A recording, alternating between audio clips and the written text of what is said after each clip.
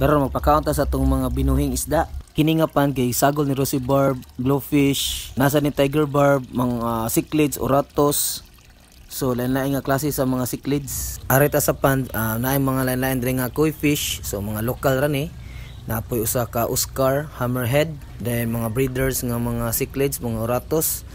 So diri ra namo gibutang ang mga breeders na to kay medyo dako-dako sila, di man sila mag-away niya. Ang Oscar di man sila manghilabot kay sa inyo nakita feeds na may iyang gikaon. Diri sa pikas nasa tay mga juvie size na mga cichlids o mga parrot.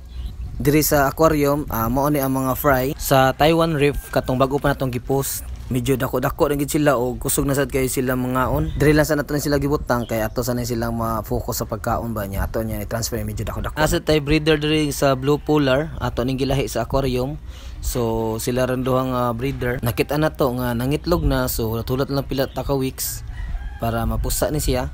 So gibantayan gid sa female Nasa tay mga juvie nga mga cichlids na diri kauban sa janitor. So busy po kay sila kaon diri ang janitor sleep lang.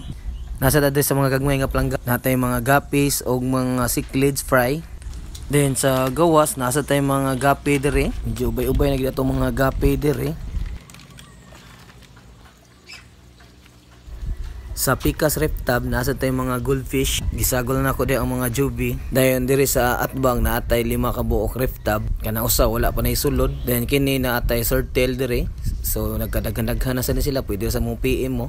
Barato ra kayo, pwede po mo bisita diri. Sa tapad nga reef tab naa sad tay juvie nga Rosy Barb uban ani mga breeders na. Batch 3 na ni sa ako ang breeding. So basin ganahan mo bisita mo diri. Then sa Picas Reef Tab naatay mga mule diri, black mule ni kasagaran. Di pa ta ka-release kay mga fry pa kining uban, gamay ra kay juvie. Then guppy sa to dito, dragon balls, dragon guppy.